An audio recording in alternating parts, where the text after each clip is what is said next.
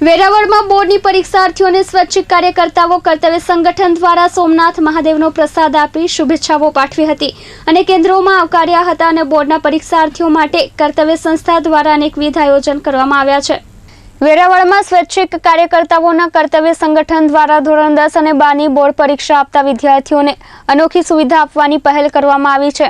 Board પરીક્ષા આપતા કેન્દ્રો પર આવતા વિદ્યાર્થીઓને સોમનાથ મહાદેવના આશીર્વાદ મળે તે હેતુસર સોમનાથ ટ્રસ્ટના સહયોગથી સોમનાથ મહાદેવનો પ્રસાદ ખવડાવી મોઢું મીઠું કરાવી આવકારવામાં આવ્યા હતા।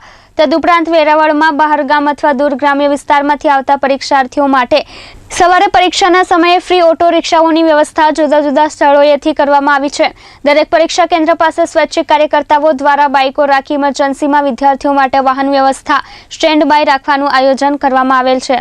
મયુર ગઢિયા પ્રોફેસર છું અને કર્તવ્ય એક વિચારધારાના સક્રિય કાર્યકર્તા છું। કર્તવ્ય એક વિચારધારા ઘણા ટાઈમથી સામાજિક અને સેવાકીય પ્રવૃત્તિ કરી રહી છે।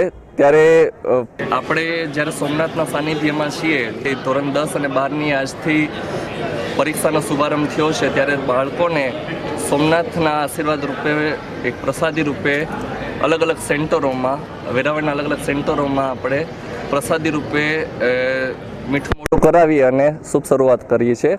એ લોકોને આવવા જવા માટે ફ્રી ઓફ ચાર્જમાં રિક્ષાઓની પણ વ્યવસ્થા કરી છે, જે અલગ અલગ જગ્યાએ પોતપોતાના એરિયા પાસે થઈ અને પોતપોતાના જે સેન્ટરો છે ત્યાં સુધી મૂકવાની વ્યવસ્થાઓ કરી છે।